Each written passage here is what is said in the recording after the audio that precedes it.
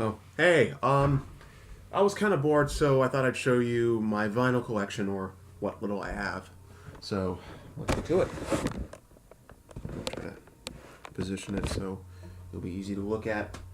So, first off, we've got Jethro Tull's Aqua Lung. I actually listened to this the other day.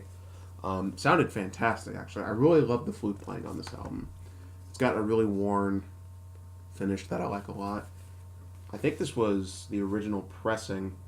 Um, I got actually these from a free cycle auction where this guy was giving away like 100 of them for free, and I picked 10 of the 100 that I got, and that happened to be one of them. So a lot of the records in here are from that auction. Some of them I purchased. Um, alright, this one I got recently. This is Embrace's self-titled album, considered by many to be the first emotional hardcore album. I gave this one a listen the other day too, and it's not bad. I'm not really a big fan of Ian MacKay's voice. It just sounds too wimpy. Like, he kind of sounds like this. It's, I don't know.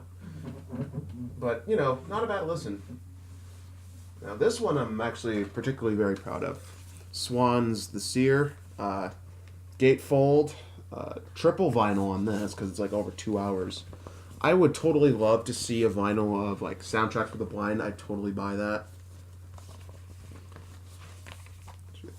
And it actually came with a really rad poster that I've yet to put up on my wall, but I plan to. See?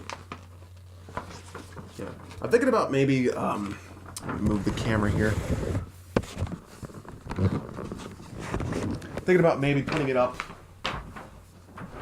probably maybe next to the My Chemical Romance picture, or maybe above it or something like that. Let me turn this around. Let's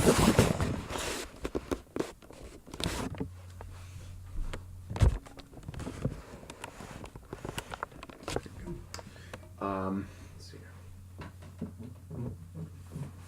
here. Here's another good gem. Nails. Some good hardcore punk metal from these guys. I'm actually hoping to see them in July at Chain Reaction. So that should be interesting to look at. This thing costs like, I think, $15, and the album's only like 17 minutes, so I felt kind of ripped off on that. But it's still a really good album. Let me need to put this back too.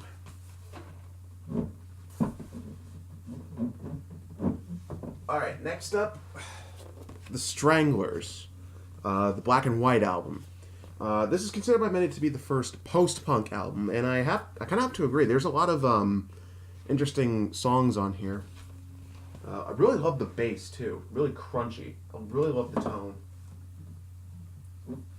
This is probably my favorite one out of the bunch. Have a Nice Life, Death Consciousness. There's the back. It's a gatefold. I got this for my birthday, actually. Came with my vinyl player. This is the Flenser pressing, the repressing. But very amazing album. It actually came with a Flenser sticker that I was going to put on my Les Paul, but I lost it. I'm really pissed about that, actually. But if I ever get another Flenser record, the sticker will probably come in that. Here we go, another good one. This is King Crimson's In the Wake of Poseidon. Beautiful album cover here.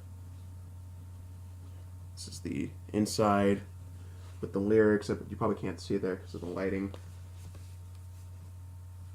Great album. I yet to hear In the Court of the Crimson King, though, which I plan to do.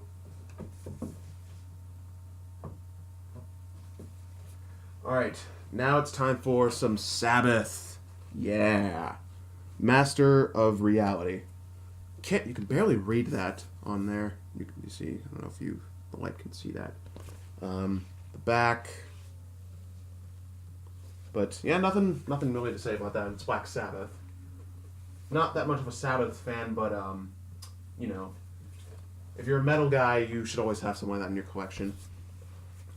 Beatles, Sgt. Pepper's Lonely Hearts Club Band. This one's actually starting to tear apart a little bit. This is when they were in their prime. They were putting out like the really trippy stuff. But still, I have a CD and the vinyl. I hope people can say that. Because I don't think so. Alright, Zeppelin 1. A classic from this hard rock band. I haven't listened to any of Led Zeppelin's albums yet, but I plan to soon. The Jimi Hendrix Experience. You know, I've been wanting to get into this guy's stuff for a long time, and now that I have this, I'll finally be able to. Amazing guitar player for his time. I'm sorry if these are kind of out of order alphabetically. I plan to alphabetically order them soon. Here's Zeppelin 3. Cover I'm kind of mixed on. Looks kind of lame. But still, it's creative. I'll give them that. Here's the back here.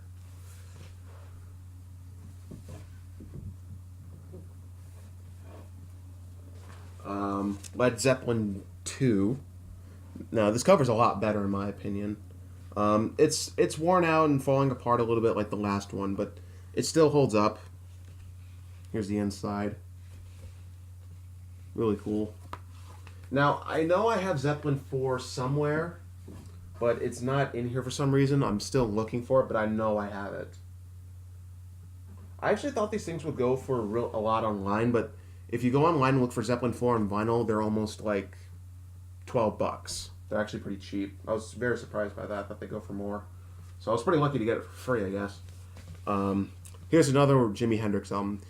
The weird thing, they have it like this, upside down, and the vinyl comes out through here. Try to see that.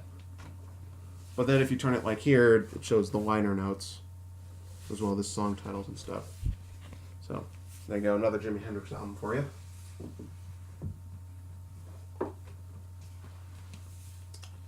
Black Sabbath's Paranoid, one of their most popular songs.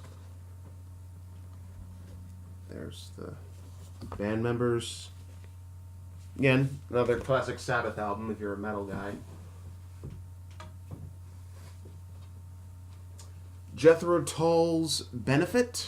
I'm going to listen to this one soon since I enjoyed Aqualung so much. I'm really looking forward to hearing what this sounds like. I'm going to get Thick as a Brick too at some point. And finally, I've got Touche Amore's Parting the Sea Between Brightness and Me. Really great Screamo record from these guys. I actually got this when I was in Santa Barbara with my family for a vacation. Came across this in a store. So, pretty awesome.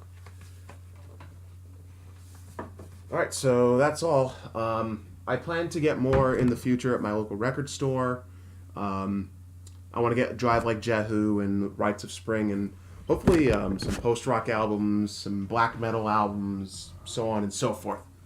So, hope you enjoyed this.